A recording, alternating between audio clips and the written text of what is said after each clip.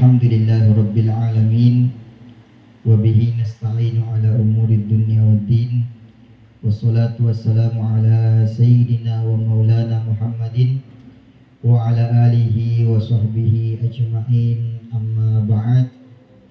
Sayyidi wa habibi Al-Habib Salim bin Abdurrahman Al-Jufri yang kami hormati, alhamdulillah beliau hadir di tengah-tengah kita di siang hari ini. Mudah-mudahan apa yang nanti disampaikan sama beliau kita bisa mengambil faedah dan bisa kita terapkan dalam kehidupan sehari-hari.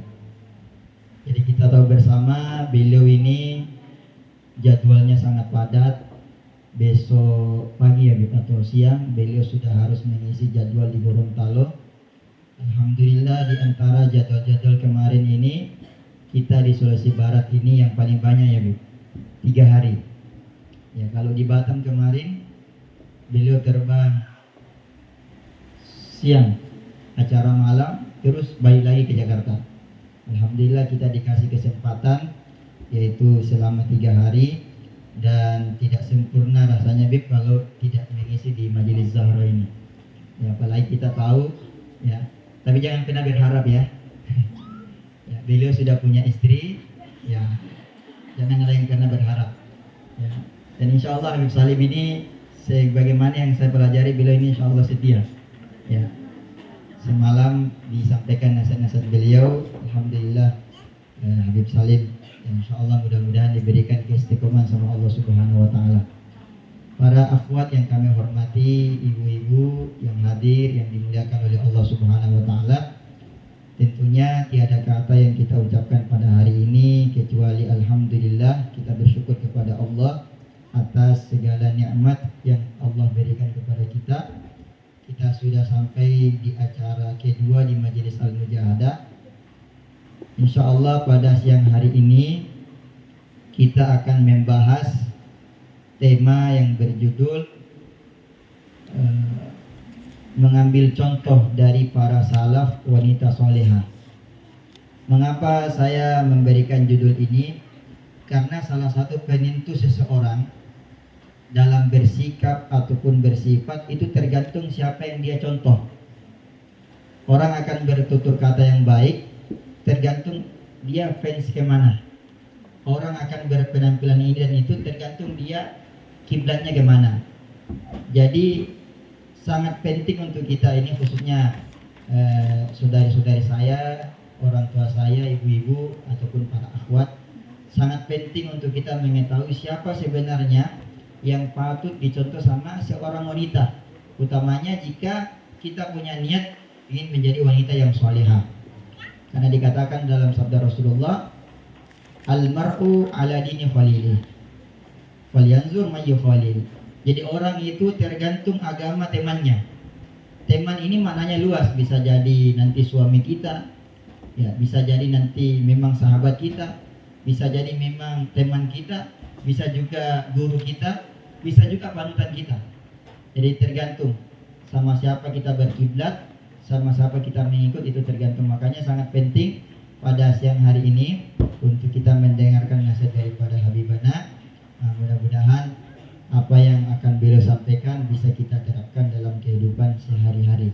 Oleh karena itu kami mempersilahkan kepada beliau, guru kita semua Al-Habib Salim bin Abdurrahman Al-Jufri, untuk memberikan nasihatnya. Kepada beliau, wa ilaihi falyatafaddal.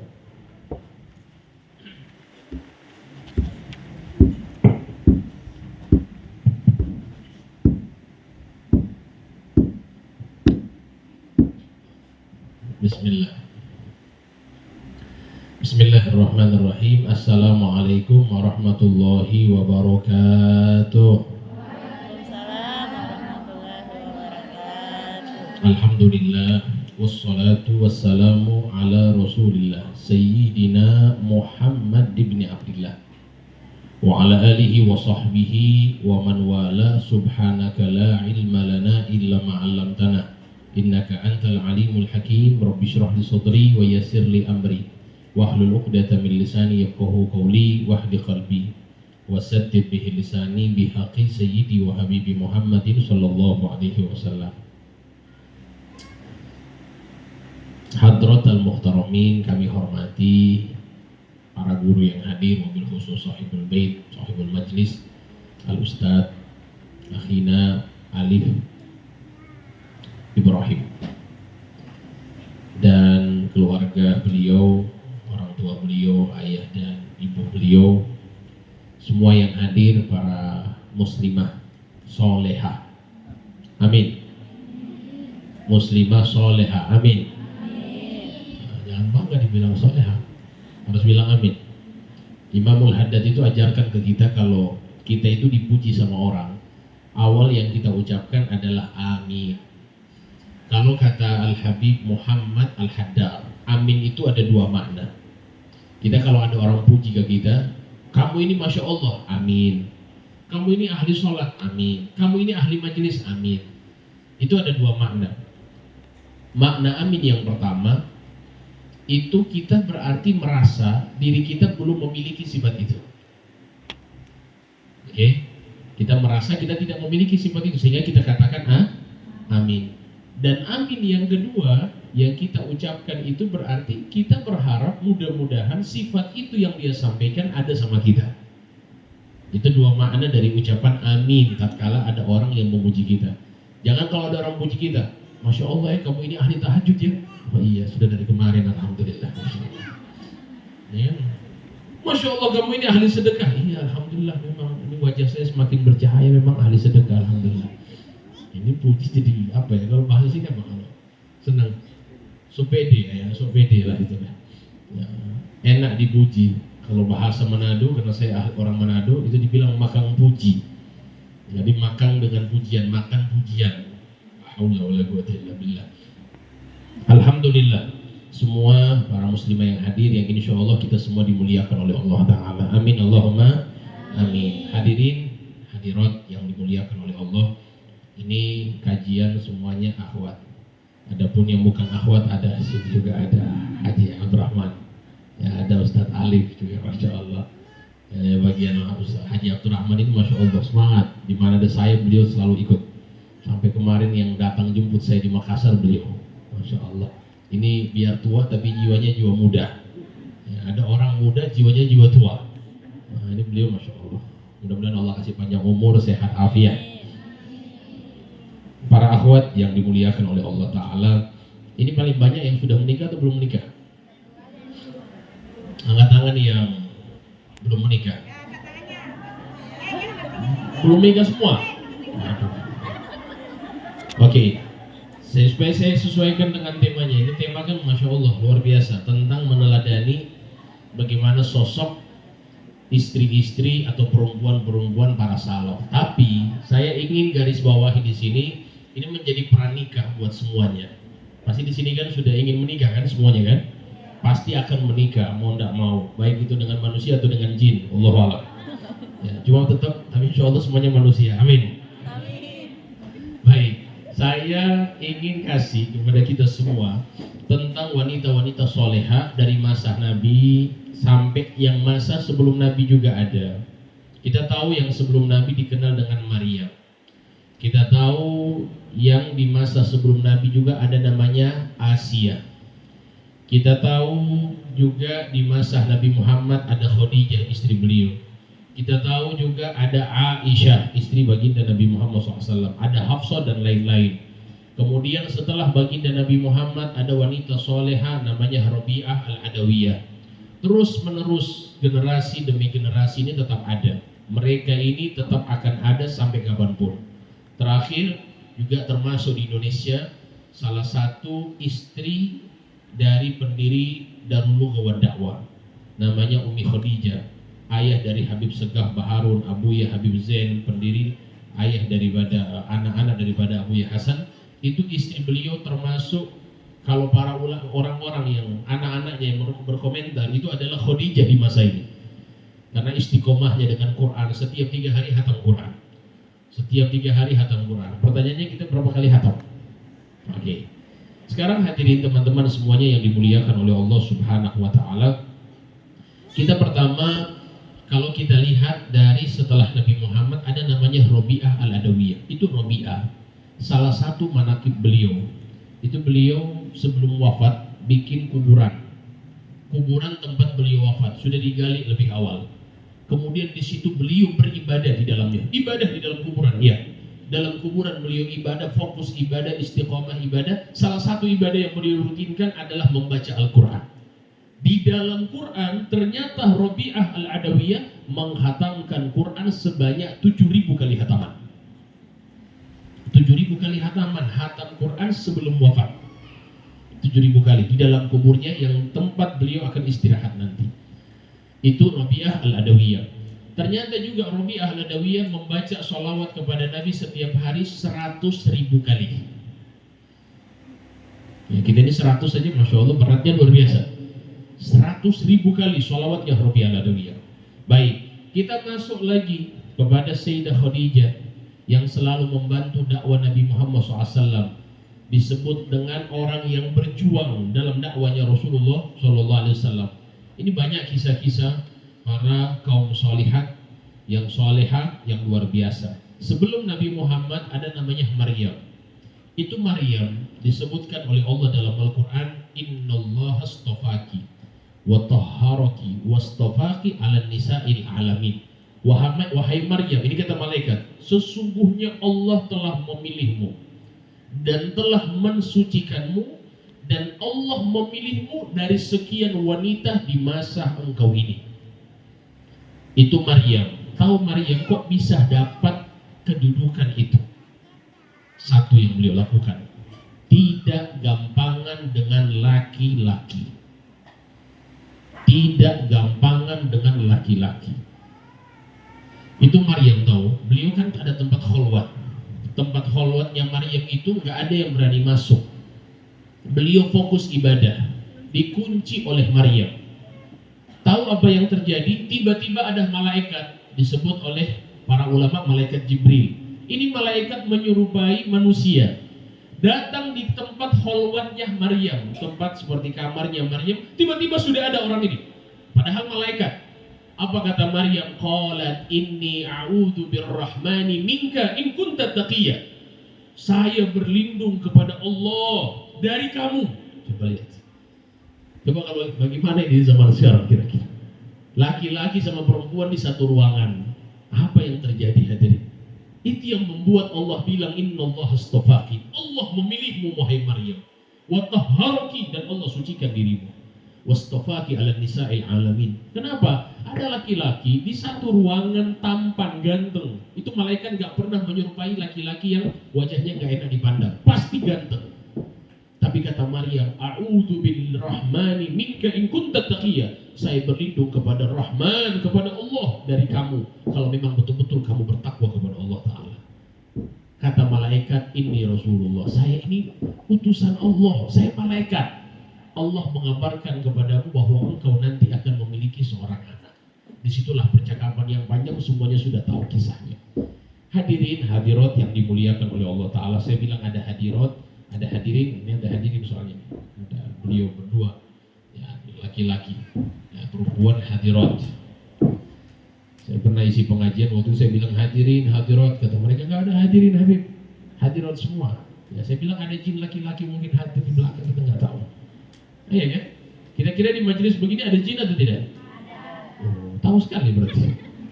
Baik, ada jin, kita tahu ada jin, sudah. Kalau ada jin ya sudah, insya Allah ya, mereka juga pengen dengar pengajian. Saya tanya, kenal nggak dengan Sayyidah Fatimah? Kenal di mana? Hah? Dengar ya. Dengan kita dengar kita mengenal. Oke.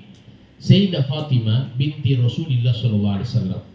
Saya ingin kasih kisah yang luar biasa dari Sayyidah Fatimah dengan suaminya yang bernama Sayyidina Ali. Itu Sayyidina Ali itu luar biasa. Sayyidah Fatimah luar biasa, wanita solehah. Sampai disebutkan Sayyidatun Nisa'i Ahlil Jannah, pemimpin ahli surga. Dari sekian banyak wanita, pemimpinnya adalah Fatimah. Kalau ingin kita berakhlak, maka berakhlaklah sebagaimana akhlaknya Fatimah. Ingin berpakaian, berpakaianlah sebagaimana pakaiannya Fatimah. Ingin bertutur kata, bertutur katalah seperti Fatimah. Ingin memiliki kesabaran, bersabarlah sebagaimana sabarnya Fatimah. Tahu Fatimah waktu itu pekerjaan beliau di rumah itu bikin roti. Ini kalian misalnya kita nanti ini para muslimah kalau sudah menikah, jangan kita mengatakan bahwasannya ini pekerjaan istri ini kayak babu. Enggak. Itu pekerjaan istri mulia semuanya. Mau dia cuci piring, mau dia bikin roti, mau masak buat suami, semuanya mulia. Itu pernah dilakukan oleh Sayyidatun Nisa'il Alamin, Sayyidah Fatimah Zahra. Itu beliau sampai membuat roti itu bengkak tangannya sampai luka-luka. Tangannya Sayyidah Fatimah. Bayangkan ini, bukan tangannya raja ini bukan anaknya raja, anaknya para nabi, anaknya pemimpin para nabi Sayyidina Muhammad SAW. Itu bikin roti.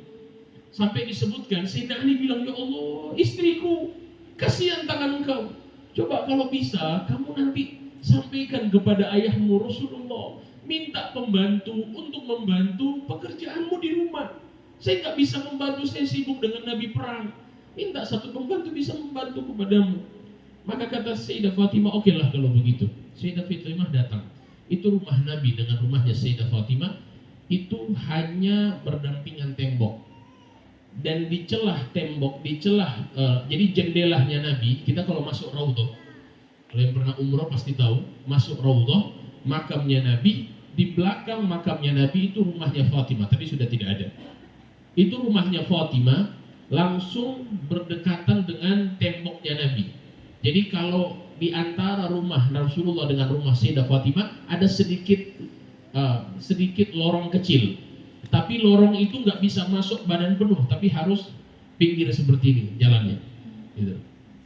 Nah, jadi kalau Nabi Muhammad buka jendela, Sayyidah Fatimah buka jendela, mereka bisa ngobrol. Sallallahu alaihi Nabi Muhammad. Itu kondisi rumahnya Nabi SAW dengan Sayyidah Fatimah. Akhirnya Sayyidah Fatimah datang karena cuma dekat. Langsung keluar rumah, pergi ke rumah Nabi, tiba-tiba ditanya ada Rasulullah, ternyata Rasulullah tidak ada. Sayyidah Fatimah balik. Ketika Sayyidah Fatimah balik, Nabi Muhammad dengar, tadi Sayyidah Fatimah datang. Nabi Muhammad langsung menyusul ke rumah. Nabi datang keluar di waktu setelah sholat Isya. Nabi datang ke rumah, Nabi lihat mereka berdua sudah berada di atas kasur. Fatimah dengan Sayyidina Ali. Melihat ada Rasulullah, mereka bangun mau duduk. Ketika duduk, mau berdiri, kata Sayyidina Rasulullah, tetap duduk, tenang. Biarkan, kalian tetap di tempatnya, saya duduk. Duduklah Nabi Muhammad. Ketika Nabi Muhammad duduk, itu kata Sayyidah Fatimah, saya merasakan dingin kakinya Rasulullah SAW. Itu kakinya Nabi dingin, karena waktu itu musim dingin. Dan musim dingin Madinah itu dingin sekali hadirin. Kata Sayyidah Fatimah, ya Rasulullah, kenapa kau kemari, wahai ayahanda? Dia bilang, wahai anakku, saya dengar kamu tadi datang. Jadi saya datang menyusul kepadamu. Ada apa? Kata Sayyidah Fatimah, wahai Rasulullah, wahai ayahandaku, saya ini, kata suamiku, kasihan capek di rumah. Saya itu mengolah roti setiap hari. Tangan saya sampai, ya sudah tidak enak lagi dipandang.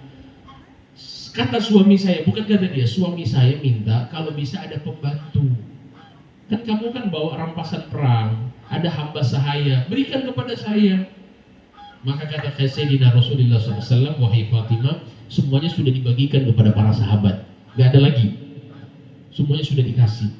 Tapi saya mau kasih satu. Apa itu satu? Lebih baik dari pembantu. Oh, ada yang lebih baik dari pembantu? Ya. Saya mau kasih ada yang lebih baik dari pembantu. Apa itu? Kata Nabi Muhammad, ini kamu amalkan sebelum kamu tidur. Baca subhanallah 33 kali. Alhamdulillah 33 kali. Allahu Akbar 34 kali. Sebelum tidur, subhanallah 33 kali. Alhamdulillah 33 kali, Allahu Akbar 34 kali. Kata Sayyidina Muhammad, itu lebih baik daripada kamu memiliki pembantu di rumah. Masya Allah. Jadi ternyata Nabi di sini tidak selamanya memberikan solusi teknis. Kita ini sekarang di akhir zaman butuhnya solusi mental, bukan solusi teknis. Solusi teknis kita nggak terlalu butuh. Kadang-kadang orang itu ketika ada masalah yang dia pikirkan teknis dari solusi. Bukan. Kita butuh solusi mental. Kita butuh ketenangan. Itulah yang diberikan oleh Rasul SAW kepada Sayyidah Fatimah. Kita kalau memaknai kalimat subhanallah ini luar biasa. Jadi Ini bukan hanya sekedar lafal yang kita amalkan sebelum tidur, bukan. Subhanallah, maha suci Engkau ya Allah, bersih Engkau dari sangkaan buruk saya. Engkau berikan saya ujian seperti ini. Kami tahu ya Rabb, ini semua terbaik untuk saya. Maha suci Engkau wahai Allah. Itu arti subhanallah. Alhamdulillah, kita baca Alhamdulillah 33 kali. Alhamdulillah, nikmat yang Engkau berikan masih lebih banyak kepada saya ya Allah. Daripada notif ujian yang selama ini Engkau berikan, tak seberapa dari nikmat yang Engkau bagikan kepada saya wahai Allah. Itu yang harus kita maknai dari kalimat Alhamdulillah. Alhamdulillah, saya diberikan ujian, masih banyak yang dapat ujian lebih berat dari saya. Kan begitu, tatkala kita dapat satu problem, satu masalah, yang kita pikirkan bukan solusi teknis, tapi solusi mental. Dan ini yang diajarkan oleh Nabi. Kemudian kalau seandainya kita baca Allahu Akbar, Allahu Akbar, Allahu Akbar, maka di sini yang terbayang dalam pikiran kita, memang wahai Allah, masalah saya besar, tapi Engkau maha besar. Ya Allah, masalah saya ini tak seberapa, Engkau ini maha besar, maha agung. Allahu Akbar. Sehingga kata para ulama, tatkala kita punya masalah dalam hidup, jangan pernah mengatakan, ya Allah, saya punya masalah besar. Itu adalah sangkaan buruk kepada Allah. Itu adalah merendahkan Allah. Tapi apa yang kita katakan? Wahai masalah, sesungguhnya aku memiliki Tuhan yang maha besar. Kecil engkau wahai masalahku. Saya memiliki zat Tuhan yang maha besar yang bisa menyelesaikan masalah saya. Sallallahu ala Nabi Muhammad. Nah, jadi seperti itu. Inilah mereka. Akhirnya disitulah diajarkan oleh Nabi SAW dengan amalan ini. Memang kita itu dalam masalah ujian hidup. Saya tanya, ini banyak masalah atau tidak ini? Banyak atau tidak? Banyak. Kelihatan wajah-wajah banyak masalah. Sebenarnya kita ini banyak masalah hadirin. Terkadang ujian itu bisa membuat kita semakin kuat, bukan membuat kita semakin lemah. Justru tidak adanya ujian itu membuat kita lemah. Saya kasih contoh sederhana. Orang nge-gym, tahu nge-gym, dia angkat barbel, dia angkat beban berat setiap hari. Tiba-tiba dia nggak nge-gym sebulan dia tidak pegang alat berat. Akhirnya dia datang kembali ke tempat gym, kemudian langsung mengangkat beban berat. Kira-kira dia mampu atau tidak itu? Kalaupun mampu, terasa berat. Kenapa? Karena sudah lama dia tidak mengangkat beban berat.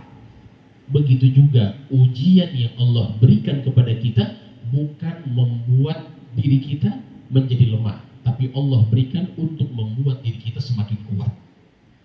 Itu ujian.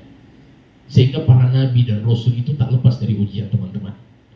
Mereka itu bisa seperti itu karena ujian yang Allah berikan. Tapi saya ini sudah hijrah Ustaz, saya sudah istiqomah 5 waktu, saya sudah hadir pengajian, ujian tak berhenti. Ada kalimat itu ya? Ada lagi kalimatnya, ya Allah, kenapa harus saya yang dikasih ujian? Ada juga?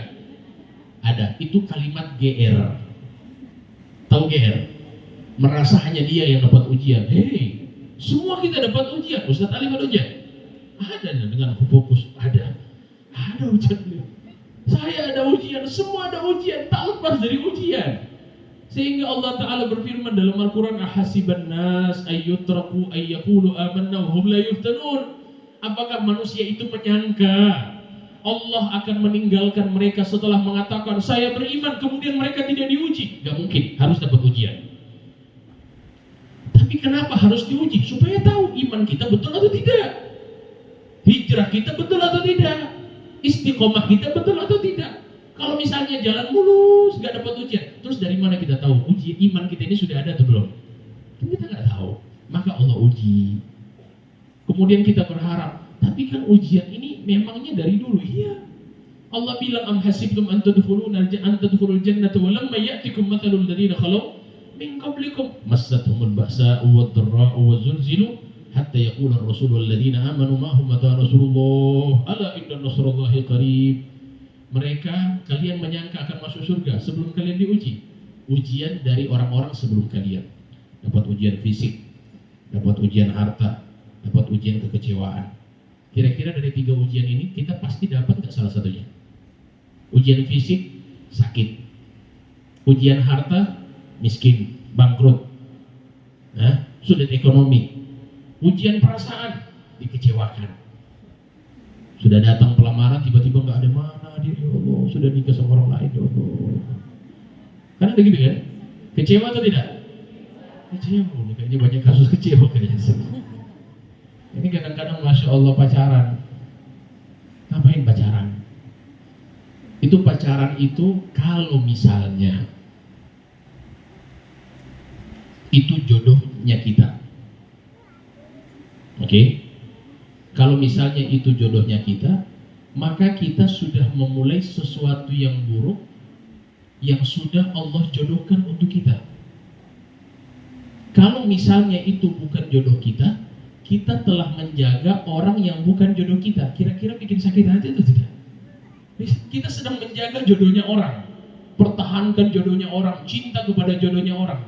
Kira-kira manfaat atau tidak? Bikin sakit hati. Luangkan waktu untuk jodohnya orang.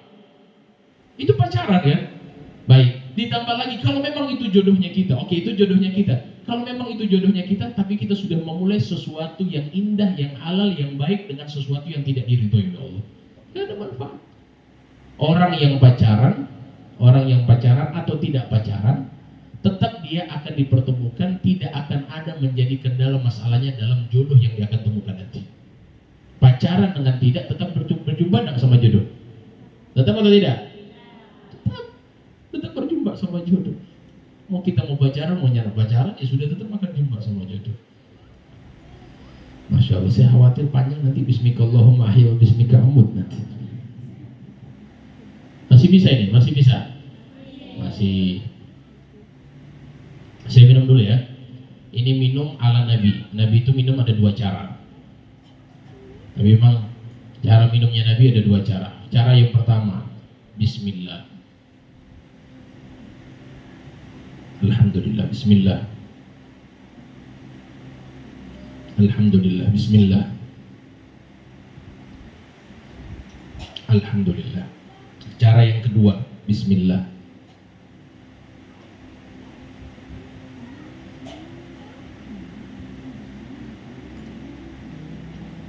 Alhamdulillah. Oke, bukan tutuk. Minum apa ini sudah begitu? Haula wala quwwata illa billah. Ini minumnya minum unta. Kata Nabi, la tashrab ka syurbil ba'ir. Jangan minum seperti minumnya on.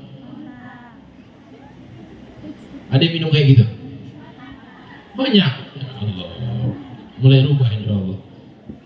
Karena Nabi la tashrab ka syurbil ba'ir. Baik, teman-teman semuanya yang dimuliakan oleh Allah Subhanahu wa taala. Jadi kembali lagi kepada kita semua yang hadir di tempat ini dalam menjalani nanti sudah mau masuk kepada pernikahan. Ini kan pasti insya Allah semuanya akan dapat jodoh. Insya Allah jodohnya ganteng, soleh, insya Allah. Amin. Kaya raya, insya Allah. Amin, insya Allah. Nggak tahu ini doa insya Allah mustajab. Nggak tahu. Baik. Kalau kita insya Allah mendapatkan nanti jodoh, saya kasih satu hadis penutup sebelum kita tanya jawab. Ada tanya jawab Ustaz ya? Kata Kanjeng Nabi, ala ukhbirukum bin nisa'i ahlil jannah. Maukah kalian saya kabarkan wanita penghuni surga? Siapa itu wahai Nabi? Kata Kanjeng Nabi, salah satunya al-wadud. Apa itu al-wadud? Orang yang memiliki rasa cinta yang tinggi kepada keluarganya dan berani mengungkapkan rasa cinta itu. Itu wanita penghuni surga. Cinta kepada suami. Suami siapa? Bukan suami orang.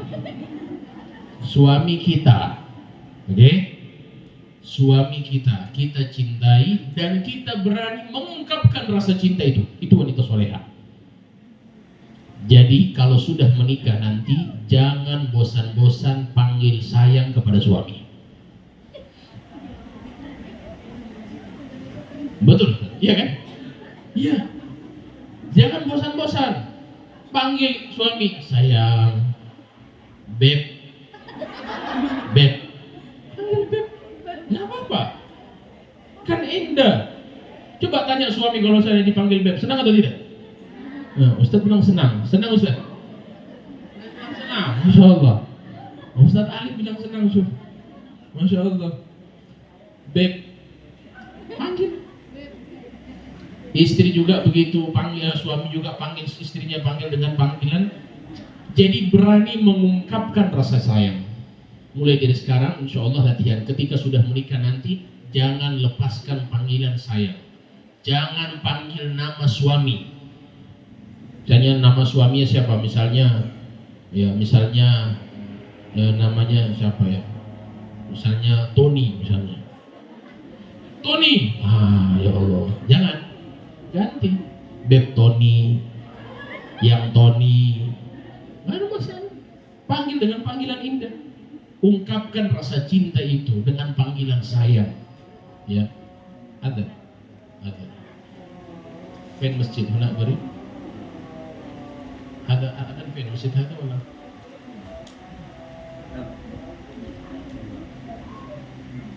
Allahu Akbar, Allah. Jawab ada dulu.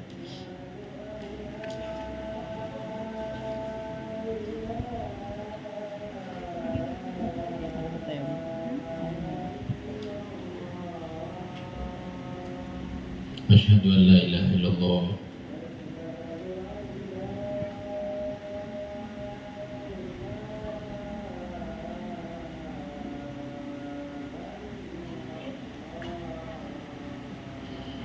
Asyhadu an la ilaha illallah.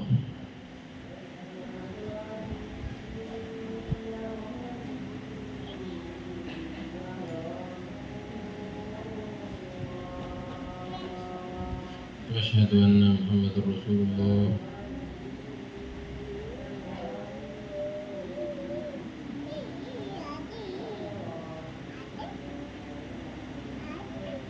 Asyhadu anna Muhammadar Rasulullah.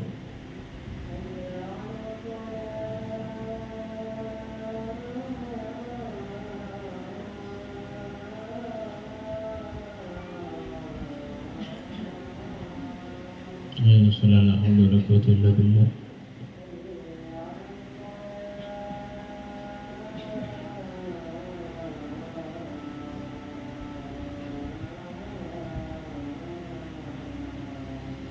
La haula wala quwwata illa billah. La haula wala quwwata illa billah.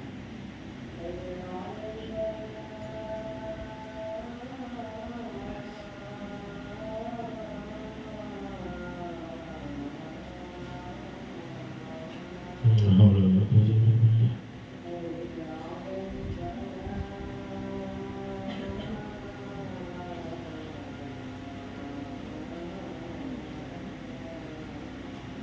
Allahu Akbar.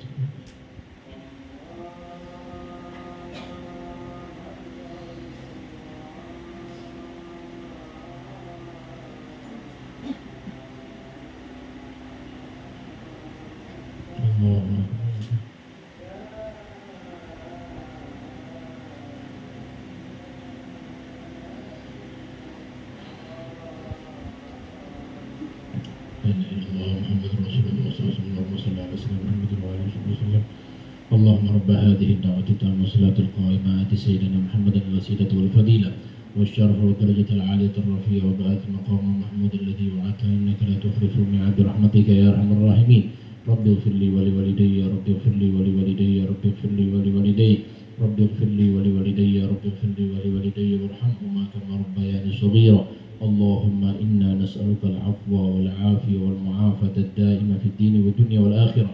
وصلى الله على سيدنا محمد وآله وصحبه وسلم. الحمد لله رب العالمين. Baik, alhamdulillah. Insya Allah nanti kita lanjutkan sesi tanya jawab dan insya Allah kita praktikkan salah satu sunnah Nabi Muhammad sebelum saya tutup, yaitu menyampaikan kepada saudaranya, kawan yang ada di sampingnya dengan sunnah ana uhibbuki fillah. Karena kata Nabi, idza ahabba rajulan akhahu falyukhbir annahu yuhibbu. Kita berharap dengan perkumpulan ini bukan hanya di berkumpulan ini insya Allah bersama guru-guru kita nanti insya Allah di padang mahsyar, bersama mereka, bersama Nabi Muhammad SAW. Karena kata Nabi, almar'u ma'a man ahab, seseorang itu akan membersamai dengan orang yang dia cintai. Yang kedua kata Nabi, al-mutahabbuna bi jalali lahum manabir min nur, mereka yang saling mencintai di dunia karena aku, bukan karena politik. Kita datang ke sini karena politik? Tidak. Karena partai? Tidak. Karena Allah. Karena ingin ngaji, ingin dekat sama Allah, ingin dekat sama ulama. Jadi kita berharap saling mencintai di dunia itu nanti dapat kelas VVIP di hari kiamat. Kelas VVIP, kelasnya tinggi. Jadi memang sampai disebutkan yaghbituhumul anbiya wasyuhada. Para nabi dan syuhada itu iri melihat kedudukan itu. Artinya iri di sini berharap mendapatkan kedudukan itu. Walaisul anbiya wala syuhada. Mereka itu bukan nabi dan juga bukan syuhada. Siapa mereka? Orang-orang yang saling mencintai di dunia karena Allah. Jadi insya Allah kita praktekkan sebelum kita tutup. Praktekkan sebelum tanya jawab. Ada tanya jawab Ustaz? Ada. Atau nanti setelah tanya jawab? Ahsanallah. Ayo, tamam. Baik. Itu tadi ada sedikit bahasa Mandar saya sama Ustaz Alif. Baik.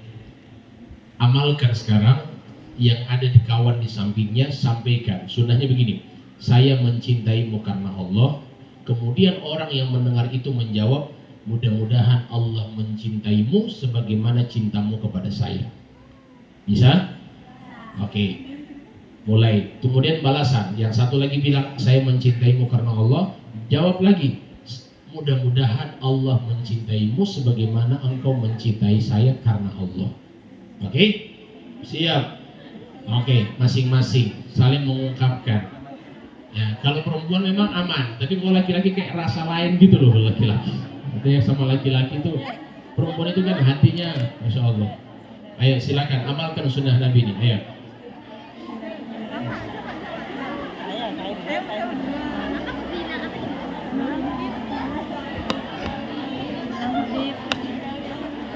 Saya mencintaimu karena Allah. Amin.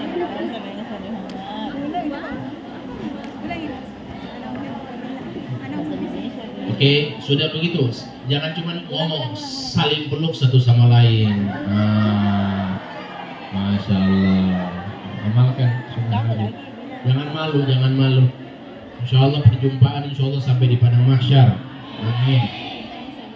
Amin ya rabbal alamin. Nah, biarpun orangnya baru kenal di sekarang nggak apa-apa. Bismillah lah. Biar baru kenal nggak masalah. Gitu. Oke. Kita sudah mengamalkan daripada salah satu sunnah baginda Nabi Muhammad SAW. Mudah-mudahan kita semua menjadi orang-orang yang saling mencintai karena Allah, saling duduk karena Allah, saling bersilaturahim karena Allah, saling berkorban karena Allah Subhanahu wa taala. Amin Allahumma amin. Itu saja dari kami. Setelah ini kami buka serahkan kepada Ustaz Alif.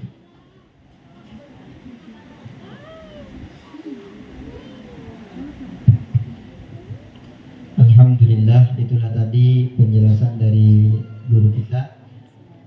Jadi kami di Majelis Zahra ini itu ada pengajian tiap bulan walaupun tidak berjalan kadang-kadang ya. Ada online, ada offline. Kalau offline-nya itu biasa kita tertibkan di rumah jamaah ganti-ganti. Kalau online-nya itu ya pakai via apalagi Google Meeting ya, yang biasanya atau Zoom. Di sini Beb kita ngaji kitab Tazkiratul Hadramiyah, itu karya Syekh Muhammad bin Hafid, abahnya Habib Umar bin Hafid. Alhamdulillah beliau ini termasuk muridnya Habib Umar bin Hafid. Jadi tadi kita mendengarkan hafalan beliau Quran. Habib Salim ini hafal Quran 30 juz.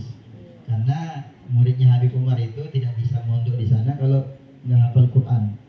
Bahkan kami mendengar beliau tiap hari harus setoran hafalan. Untuk hadisnya beliau dulu berkesempatan menghafal hadis Riyadhus Shalihin. Ya kalau kami dia salafi hanya sekedar baca, belum sempat menghafal. Itu alhamdulillah. Oleh karena itu ini kesempatan kita buat teman-teman akhwat yang mau bertanya. Apalagi mungkin di sini tidak dipungkiri banyak followers beliau di Instagram, TikTok ataupun di Facebook. Ya, jadi mumpung kita kehadiran Telegram. Telegram ya.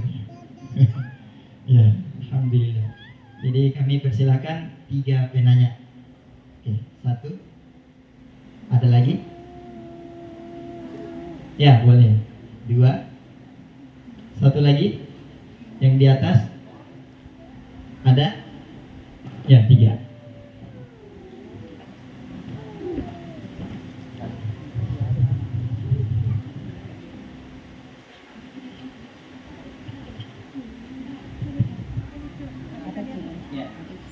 Bismillahirrahmanirrahim. Assalamualaikum warahmatullahi wabarakatuh. Pertama-tama terima kasih Habib atas kesempatan yang diberikan. Ini bukan pertanyaan, tapi minta amalan Habib. Bisa tidak kami diberikan satu amalan bagaimana agar supaya kita ini tetap ada di dalam ketaatan, mengingat kita ini sebagai wanita di akhir zaman yang sangat sulit untuk istiqomah. Bahkan iman kita suka naik turun. Jadi berharap bisa diberikan satu amalan Habib untuk sebagai penguat kita.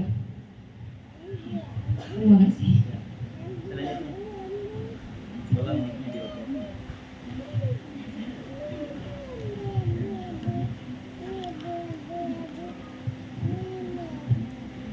Bismillahirrahmanirrahim. Assalamualaikum warahmatullahi wabarakatuh.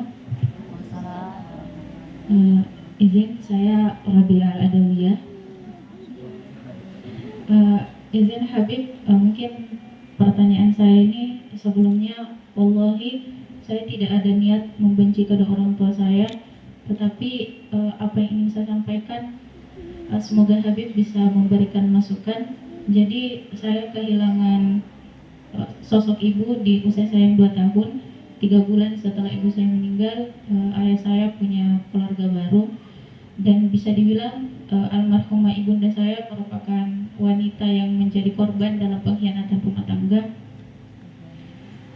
Kemudian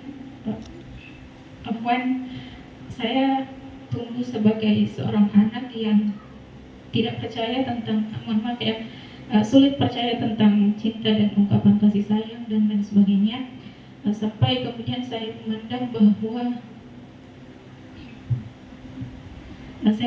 bahwa pernikahan itu hanya sebagai bentuk kekaguman terhadap perempuan, dan isinya hanya ada pengkhianatan yang dimana perempuan itu selalu dirugikan. Sebenarnya saya juga tahu bahwa tidak semua laki-laki seperti beliau, tetapi itu yang saya rasakan sampai sekarang karena saya tidak merasakan hadirnya sosok seorang ayah, sehingga saya tunggu seperti ini Habib. Mungkin bisa diberi pencerahan kepada saya. Semoga saya bisa kuat dalam menghadapi semuanya dan punya pandangan ke depan tentang bagaimana laki-laki ideal, karena sempat beberapa waktu kemarin saya menolak lamaran seorang lelaki soleh. Beliau Masya Allah, tapi saya tolak lamarannya karena pandangan saya terhadap pernikahan masih sebatas demikian. Mungkin hanya itu. Bila bisa bilang fastabiqul khairat. Assalamualaikum warahmatullahi wabarakatuh. Yang kemarin di stand juga ya? Nah Ustaz, Ya. Afwan Satu lagi. Ustaz, beliau minta tolong ke saya untuk dibacakan Oh ya, boleh. Bismillahirrahmanirrahim. Assalamualaikum warahmatullahi wabarakatuh. Jadi isi pertanyaan dari ibunda di sebelah saya, bahwa ada ulama mengatakan bahwa sebaik-baik manusia itu yang bisa bermanfaat kepada sesama. Ini hadis ya. Yang saya ingin tanyakan, apa saja yang dilakukan atau dilaksanakan agar supaya bisa masuk golongan manusia tersebut di atas? Tolong diberikan contoh yang bisa saya laksanakan. Demikian pertanyaan saya. Assalamualaikum warahmatullahi wabarakatuh. Ya, jadi penanya yang pertama, Bib, beliau tidak bertanya tapi ingin meminta amalan supaya istiqomah di akhir zaman seperti ini. Mohon penjelasannya. Baik, yang pertama untuk istiqomah di zaman ini yang kita lakukan 3 hal. Pertama, tingkatkan keimanan. Tingkatkan keimanan itu selalu harus dipaksakan. Kalau tidak dipaksakan, dia nggak naik. Itu yang harus kita tahu. Iman itu tanpa paksaan tidak naik, harus dipaksa. Karena disebutkan inna nafsa la'ammaratun bisu. Nafsu itu selalu condongnya kepada sesuatu yang nggak baik. Sehingga disebutkan oleh Imam Syafi'i, an-nafsu illam tastaghilha bil khair syaghalat ka bisyarr.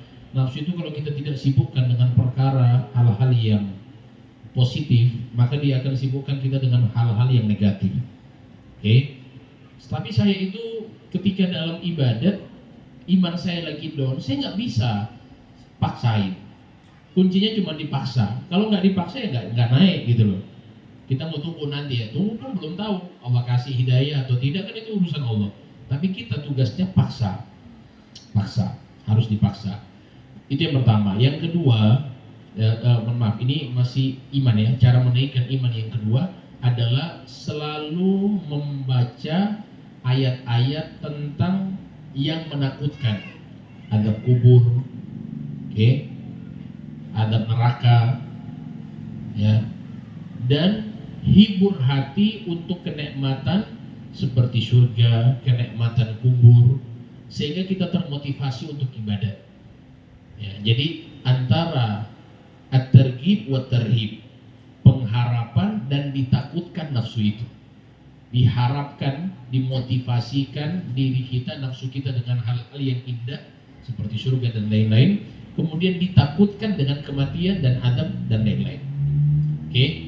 3 tadi. Sudah tadi yang pertama dipaksa, ditakutkan, diberikan dia motivasi nafsu kita sehingga kita bisa beramal. Saya ingin surga, nggak apa-apa. Kita ibadat karena ingin surga, nggak ada masalah. Oke, ini iman yang pertama kita harus jalani.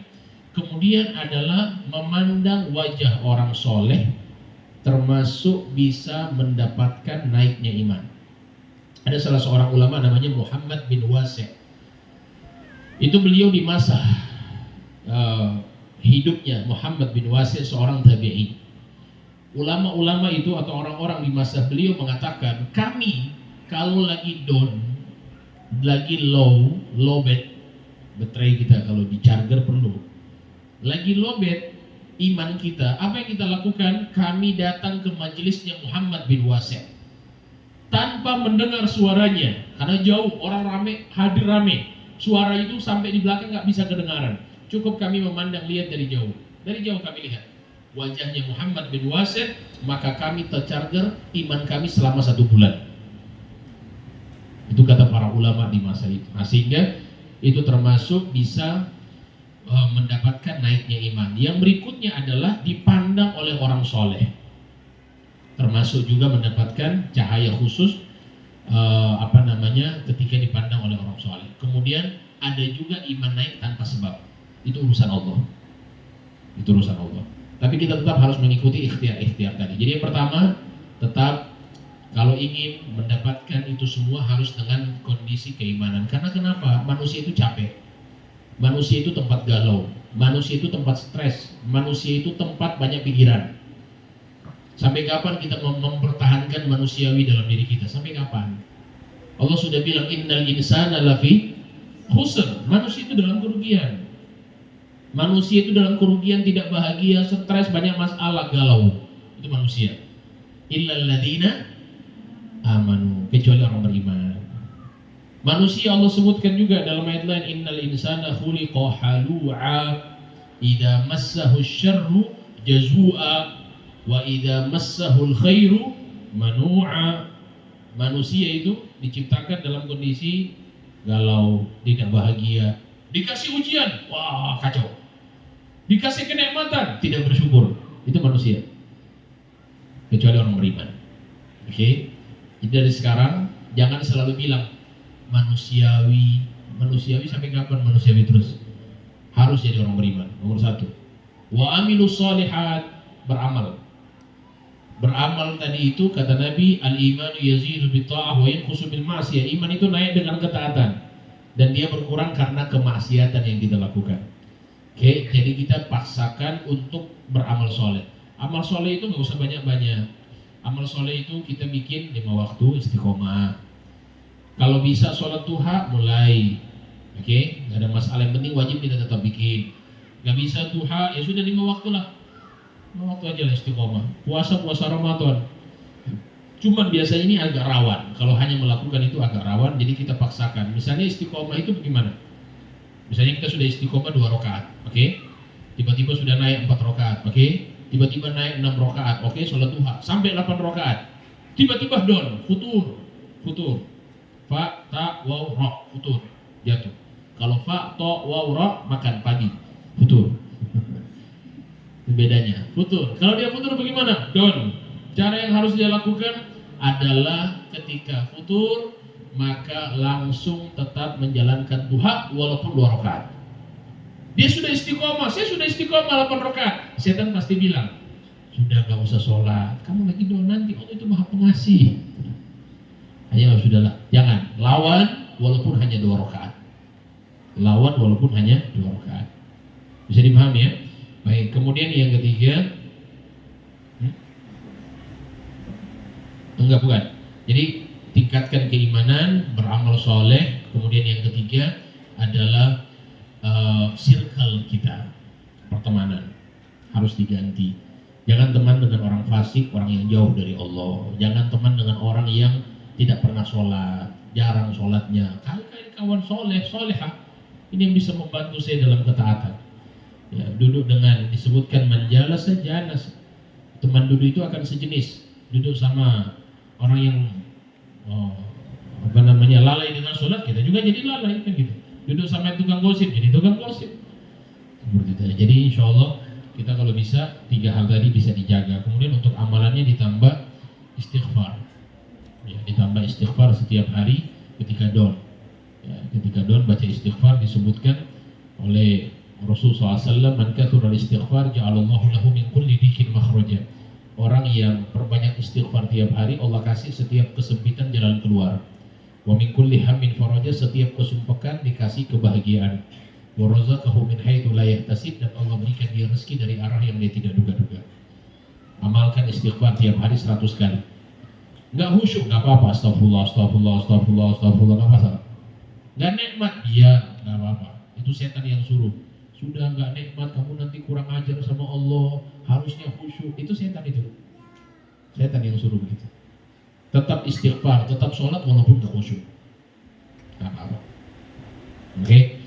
Baik, itu saja insyaallah. Mudah-mudahan semuanya diberikan istiqomah oleh Allah Ta'ala. Yang kedua, mengenai masalah orang tua.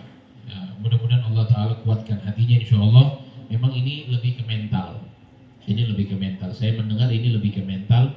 Sebenarnya yakin dengan tidak semua laki-laki seperti itu, tapi memang karena mentalnya sudah terbawa dari masih kecil. Jadi kita bisa maklumi, cuman tetap kembali lagi tadi sudah disampaikan bahwa tidak benci sama sekali sama orang tua, bagus. Karena orang tua tidak bisa kita benci. Orang tua tetap orang tua. Mereka tetap menyebabkan kita sampai ada ke muka bumi ini. Ya, mereka yang disebutkan nikmatul ijad. Nikmat kami itu bisa ada di dunia termasuk nikmat besar. Alhamdulillah. Dan itu sebabnya adalah mereka berdua, ibu dan ayah kita. Yang kedua, yang perlu dilakukan bahwa ketika sudah dalam kondisi seperti itu, maka baca hadis-hadis Nabi yang berkaitan tentang laki-laki yang soleh. Ketika ada yang mendatangimu, kata Nabi SAW, ketika ada yang datang kepadamu laki-laki yang baik agamanya, yang baik akhlaknya, maka diterima. Kalau tidak, maka akan terjadi kerusakan di muka bumi, kata Nabi SAW. Jadi ternyata akhlak agama ini paling utama. Kita lihat akhlaknya baik, agamanya baik. Kemudian untuk supaya kita tenang, kita ini hidup ada 3 fase. Masa lalu, masa akan datang, dan masa saat ini. Kita nggak akan mungkin bisa tenang selama kita gagal move on dari masa lalu dan terlalu banyak berpikir tentang masa depan, sampai kita tidak bisa tenang dan tidak bisa menikmati saat ini. Hidup tenang harus langsung segera move on, dan jangan terlalu banyak berpikir nanti apa yang akan terjadi, tapi yang kita pikirkan saat ini, maka kita akan hidup bahagia. Oke, ini kunci yang saya akan kasih kepada kita semua, tips supaya hidup kita semakin tenang, percaya dan yakin bahwa semua yang terjadi kepada kita semua yang hadir. Baik tadi yang bertanya, muslimah tadi yang bertanya tentang orang tuanya yang mungkin agak sedikit bikin mentalnya rusak, dan mungkin semua di sini barangkali ada yang seperti kasus yang disampaikan pertanyaan tadi. Saya ingin kasih satu ayat. Ayat ini menutup semua permasalahan hidup dari Allah Subhanahu wa Ta'ala, dan ini semuanya pasti kita pernah dengar. Allah Ta'ala berfirman, wa asa an takrahu syai'an wa huwa khairul lakum. Bisa jadi yang kamu tidak sukai di dalam hidup kamu itu baik buat kamu. Wa asa an tuhibbu syai'an wa huwa syarrul lakum. Bisa jadi yang kamu sukai dalam hidup kamu itu tidak baik dalam hidupmu. Ingat, wallahu ya'lamu wa antum ta'lamun. Allah Maha mengetahui dan engkau tidak tahu. Jadi jangan sok tahu. Paham? Oke. Itu kunci dari semuanya. Yang terjadi biarlah. Ini pasti ada yang terbaik dalam hidup saya, dan saya tetap berprasangka baik kepada Allah.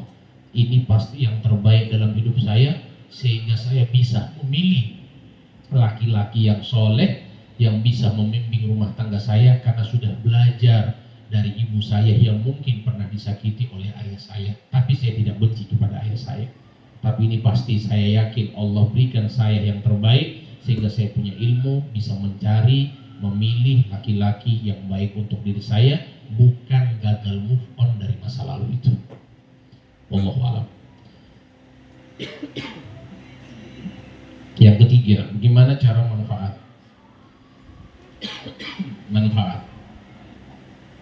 Manfaat ini contohnya, kata Nabi dalam hadis bahwasannya khairun nas anfa'uhum linnas. Sebaik-baik manusia, kata Kanjeng Nabi, adalah yang paling banyak manfaatnya kepada orang, yang paling bermanfaat kepada orang lain. Hadis ini sebenarnya hadis umum. Memang kita ini kalau belajar dari sabda Nabi yang lain, perkara sosial ini penting. Bahkan di masa Nabi itu ada wanita solehah, ibadatnya bagus sama Allah, tahajudnya luar biasa, cuman sama orang gak baik. Disebutkan bahwasannya, ya Rasulullah, ada sahabat datang bilang sama Kanjeng Nabi, ada satu perempuan solehah, imra'atul solehatun taqumu lailaha, setiap malam dia tahajud, wa tasumu naharaha, siangnya dia puasa, bagus ibadahnya, tapi walakin tu'dhi jironaha, dia selalu menyakiti orang, menyakiti tetangga. Kata Kanjeng Nabi, wa la khaira laha fiha wa hiya finnar, tidak ada kebaikan dari wanita itu, dan wanita itu di neraka. Oke. Yang berikutnya, ada wanita yang amalnya biasa-biasa, 5 waktu saja, sunnah jarang, puasa Ramadan hanya yang dia lakukan, Senin Kamis jarang, apalagi puasa Daud. Tapi dia punya hubungan dengan orang baik, selalu berikan manfaat sama orang, tidak bisa kasih manfaat dengan bantuan, dia bisa kasih manfaat dengan senyum kepada orang, menyenangkan hati orang, berkata-kata baik kepada orang. Karena kata Nabi, kalimatun thayyibatun shadaqah, ucapan yang baik kita kepada orang itu sedekah, itu manfaat buat orang. Nah, itu yang dia lakukan, tapi amalannya pas-pasan kepada Allah, yang wajib-wajib saja yang dilakukan. Kata Nabi, wanita itu penghuni surga. Ini penguat saja bagi kita semua yang harus pokoknya fokus dengan amalan sosial, jangan kita rusak. Sehingga guru-guru kita itu kita lihat akhlaknya sama orang, senyumnya sama orang, tutur katanya, menjaga perasaan orang, itu penting sekali hadirin, jangan anggap remeh.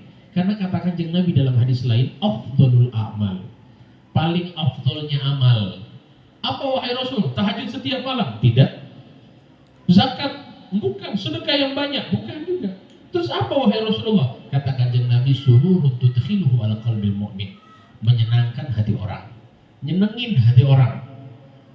Ya, kalau bahasanya kita kasih senang orang punya hati.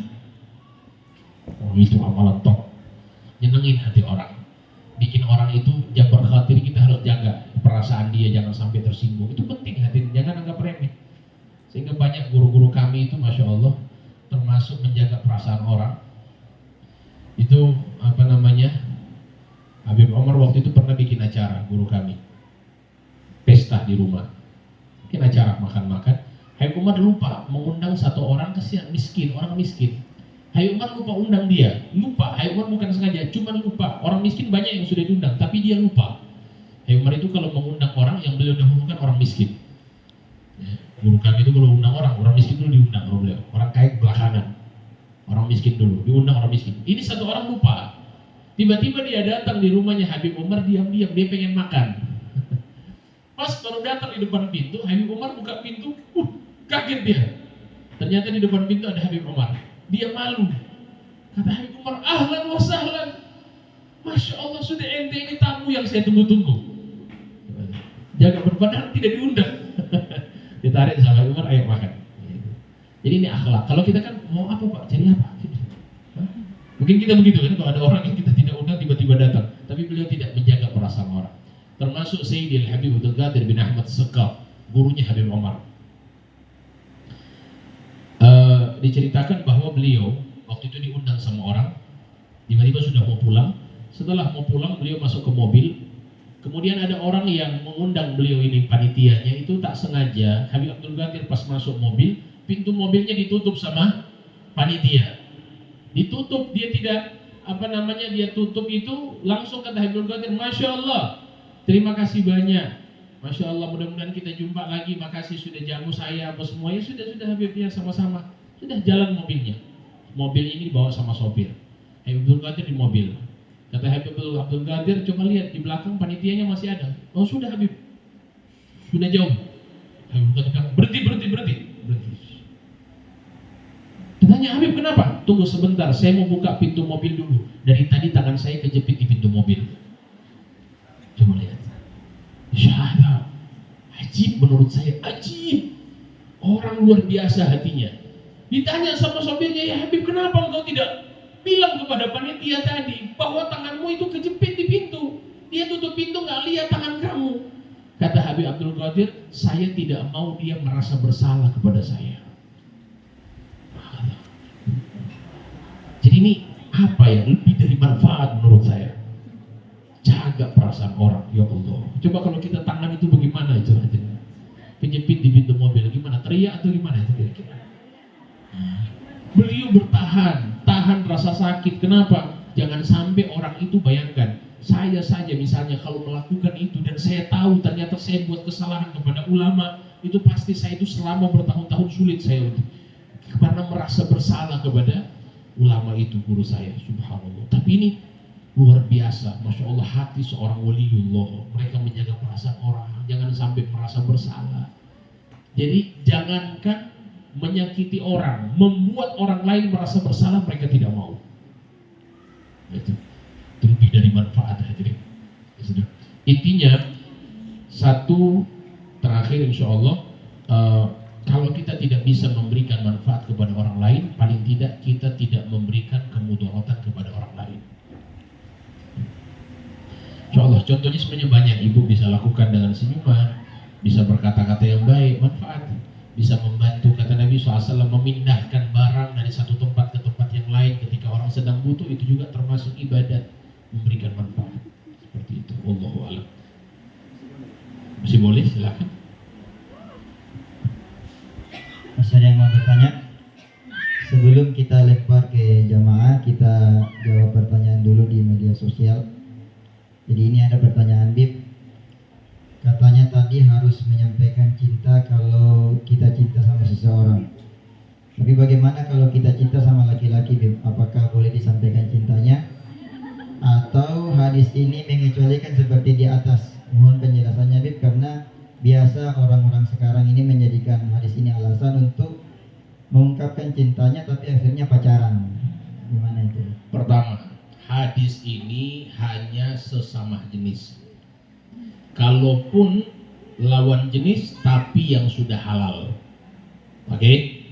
Itu yang pertama. Yang kedua, ketika kalian sedang jatuh cinta, maka yang pertama kali kalian hubungi bukan orang yang kalian cintai, tapi Allah Subhanahu wa Ta'ala. Ingat, saya ulangi, tatkala kita jatuh cinta, yang pertama kali kita hubungi siapa? Allah, bukan orang yang kita cintai. Kenapa bisa begitu? Orang ini layak buat saya atau tidak, tahunya siapa? Kita tahu atau Allah yang tahu? Allah. Jadi kita hubungi Allah. Ngapain kita hubungi orang yang kita cintai itu? Kita tidak tahu ini orang baik atau tidak. Wa asa an takrahu syai'an, tadi yang saya sampaikan. Bisa jadi yang kita suka, bisa jadi yang kita tidak suka. Itu belum tentu baik buat kita atau buruk buat kita. Allah yang tahu semuanya. Maka yang pertama kali kita lakukan tatkala melihat orang lain yang kita cintai, kita takjub dengan amalnya, kita takjub dengan kesolehannya, maka yang pertama kali kita hubungi adalah Allah. Sudah selesai, sudah kita hubungi Allah, cara yang kedua kontrol. Karena cinta itu buta. Cinta itu tidak terkontrol. Yang bisa mengontrol itu hanyalah rambu-rambu syariat dan agama. Oke? Karena orang kalau sudah jatuh cinta itu repot nanti. Sehingga ada satu syair mengatakan, fasyaribul khamri yasfu ba'da sakaranihi, fasyaribul hubbi tulal umri sakaronu. Orang yang mabuk minuman keras, dia bisa sadar setelah dia hilang mabuknya. Tapi orang yang sedang mabuk cinta, dia tetap akan mabuk sepanjang masanya. Itu memang lain kalau mabuk cinta. Sehingga cinta itu harus dikontrol dengan rambu-rambu syariat. Oke? Setelah dari situ semua, yang harus kita lakukan,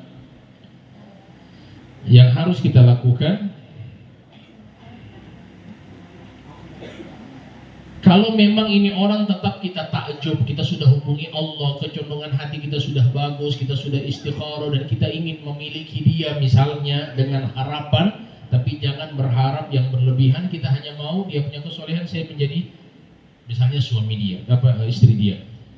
Maka jalan paling terakhir kita sudah istikharah, kita sudah pokoknya cari tahu sifatnya dia dan lain sebagainya, pakai jurusnya Khadijah. Apa itu jurusnya Khadijah? Jurusnya Sayyidah Khadijah adalah datang kepada Mak Comblang. Tahu Mak Comblang? Ada Mak Comblang. Nama Mak Comblangnya dalam sirah disebut dengan Sofia. Datang kepada Sofia, kalau tidak salah saya lupa, ada kitab dalam kitab Ar-Rahiqul Maktum ditulis oleh Imam Sofiyur Rahman Al-Mubarakfuri. Datang kepada si kawannya Nabi juga. Ya Sofia, ini kawannya Khadijah, kawannya Rasulullah juga. Terkenal memang orang yang selalu menjodohkan. Maka Khadijah bilang, saya ini sudah takjub dengan Muhammad. Tolong kamu atur, sampaikan ke dia, tapi jangan terlalu nampak. Kalau memang saya itu punya hati sama dia. Ini perempuan juga ya ada. Artinya jangan sampai, tanya dulu lah begitu. Takutnya ya saya juga takut. Bukan Sayyidah Khadijah memang mau langsung melamarkan dirinya bisa, cuman Sayyidah Khadijah tidak mau sampai ada hal-hal yang tidak baik, menjaga muruahnya Sayyidah Khadijah. Akhirnya ini bahasanya Mak Comblang gitu ya, datang kepada Rasulullah. Coba lihat bahasanya, bahasa Mak Comblangnya gini. Ya Muhammad, jadi Rasulullah belum jadi Rasulullah waktu itu, masih umur 25 tahun. Saya melihat kamu ini kenapa belum menikah? Bilang saya belum. Artinya ya bahasanya anak-anak laki-laki ya, belum. Ya masih belum lah. Artinya Nabi tidak fokus ke situ. Maka kata Sofia, tapi kamu ini saya lihat sudah layak. Kata Nabi Muhammad, oke. Ya tapi belum ada ini. Artinya perempuan yang bisa saya nikahi. Dia bilang, saya melihat engkau, ini Mak Comblang ini, kamu itu paling cocok dengan Khadijah. Jadi tanpa diketahui Khadijah ini sudah punya hati kepada Rasulullah Sallallahu Alaihi Wasallam. Dengan akhlaknya Nabi, dengan budi pekertinya Nabi, tiba-tiba Nabi Muhammad bilang, Jadi Nabi Muhammad lihat siapa saya. Dia bilang tidak. Tapi Nabi Muhammad waktu itu bukan miskin, hadirin. Banyak orang bilang Nabi Muhammad miskin lah, Nabi Muhammad kaya. Sampai-sampai disebutkan salah satu maharnya Nabi itu 20 ekor unta. Tahu 20 ekor unta itu? Taruhlah satu ekor unta 100 juta. Berarti maharnya itu bisa 2M. Ya di masa itu, oke? Di masa itu, dan memang adatnya orang Arab tatkala itu ya memang seperti itu. Jangan kita bilang, oh sudah kalau begitu kalau ada laki-laki yang lamar saya 2M lah kalau bisa. Ya, panainya 2M katanya. Ya, bukan Khadijah, ya, Khadijah. Kalau kita sekarang ini Khadijah ada, masya Allah. Akhirnya tatkala itu Nabi Muhammad bilang oke. Ya, itu adalah wanita yang terjaga, itu adalah wanita soleh. Dia bilang sama comblang ini gini. Akhirnya kata Nabi Muhammad, oke lah, sudah, kamu nggak udah urusan, kata mak comblangnya. Itu urusan saya.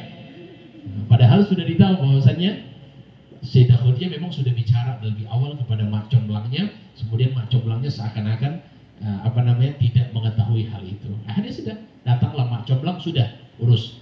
Kamu siap-siap untuk melamar kepada Khadijah. Selesai. Khadijah menerimamu. Padahal awalnya dari siapa? Dari Khadijah. Gitu. Boleh, nggak ada masalah. Cuma ingat, yang pertama adalah hubungi Allah. Baik.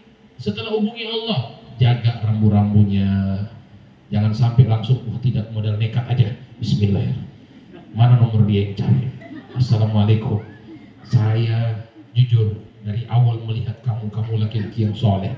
Tidak ada yang saya lihat dari kamu kecuali kesolehanmu. Dan jujur hati ini saya ingin menjadi seperti Khadijah. Saya ingin melamarmu wahai laki-laki yang soleh.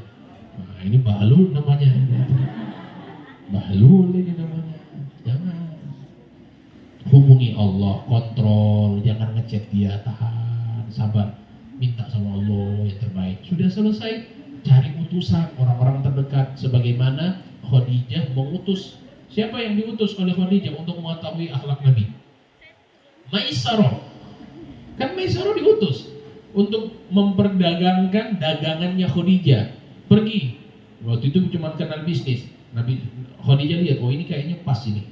Diutus ke Maisarah, ente ikut dia. Tugas kamu bukan bantu dia dagang, tugas kamu melihat akhlaknya. Cari tahu. Akhirnya Maisarah bilang, itu manusia tidak pernah saya lihat di muka bumi. Akhlaknya luar biasa, kejujurannya luar biasa. Tambah cinta Khadijah. Disitulah langsung dicari macomlang dan jadilah sebagaimana kisah yang saya sampaikan tadi. Paham ya? Oke, begitu tatkala kita jatuh cinta. Jadi jangan cinta yang buta, tapi cinta yang terarah dan terkontrol. Wallahu a'lam. Halas? Terserah. Bagaimana, masih ada? Oh ya.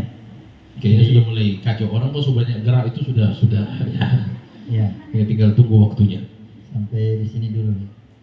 Alhamdulillah, itulah tadi nasihat yang disampaikan oleh Al-Habib Salim bin Abdurrahman Al-Jufri. Mudah-mudahan bermanfaat bagi kita semua dan insya Allah bisa kita amalkan dalam kehidupan sehari-hari. Mudah-mudahan dengan kehadiran kita, karena ini banyak yang hadir ini Bib, bukan cuma dari Majelis Zahra, ada dari beberapa majelis, ada juga dari beberapa pondok pesantren. Mudah-mudahan kita semua dikabulkan hajatnya sama Allah Subhanahu wa Ta'ala.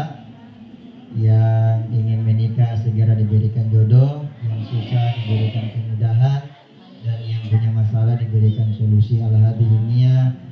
Kita serahkan doa kepada Habibana, kepada beliau kami persilakan. Baik, insya Allah pertemuan ini menjadi pertemuan yang akan ada lagi insya Allah.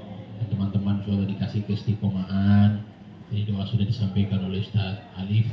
Ya, mudah-mudahan insya Allah segera dapat jodoh yang soleh insya Allah. Yang sudah ada jodohnya, yang sudah ada suaminya, yang sudah ada pasangannya, mudah-mudahan pasangannya dikasih kesetiaan oleh Allah Subhanahu Wa Taala, dijaga oleh Allah, ya. Dan 3 hal terakhir sebelum saya tutup. Kalau kalian sudah menikah, 3 hal. Kalau kalian mau laki-laki suami kalian menjadi laki-laki yang betah dan sayang kepada kalian, 3 saja, nggak usah banyak-banyak. Yang pertama, puaskan matanya. Oke, puaskan matanya. Tidaklah dia melihat kita kecuali dalam keadaan indah, dalam keadaan dandan, dalam keadaan cantik. Yang kedua, puaskan perutnya. Jangan bikin dia lapar. Masakan dia masakan yang enak. Oke, ini bagi yang mau menikah nanti atau yang sudah menikah. Yang ketiga, puaskan biologisnya. 3 hal ini kalau terpenuhi untuk suami, saya yakin suami betah dan setia insya Allah. Oke, mudah-mudahan manfaat. Terima kasih. Kita berdoa kepada Allah. Kita bacakan suratul Fatihah sebelum mengawali doa kami. Ala hadhihi niyyah wa likulli niyatin shalihah. Al-Fatihah. A'udzubillahi minasyaitonir rajim. Bismillahirrahmanirrahim. Iyyaka na'budu wa iyyaka nasta'in. Ihdinas siratal mustaqim. Ghairil maghdubi 'alaihim waladdallin.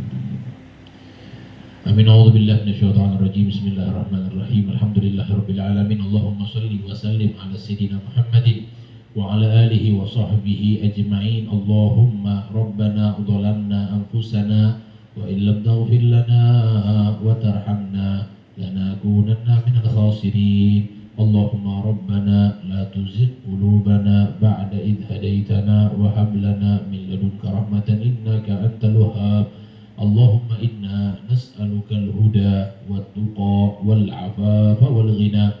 Allahumma inna nas'aluka ridhaka wal jannah wa na'udzu bika min sakhatika wan nar.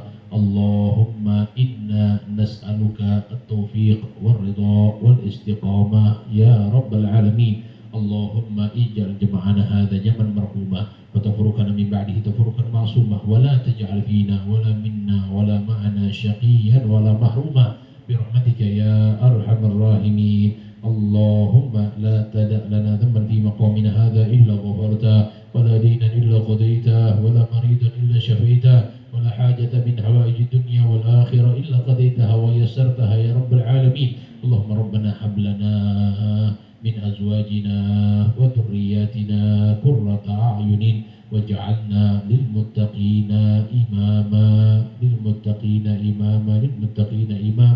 Rabbana atina fid dunya hasanah wa fil akhirati hasanah wa qina adzaban nar. Sallallahu ala sayyidina Muhammadin wa alihi wa sahbihi wa sallam wa akhiru da'wana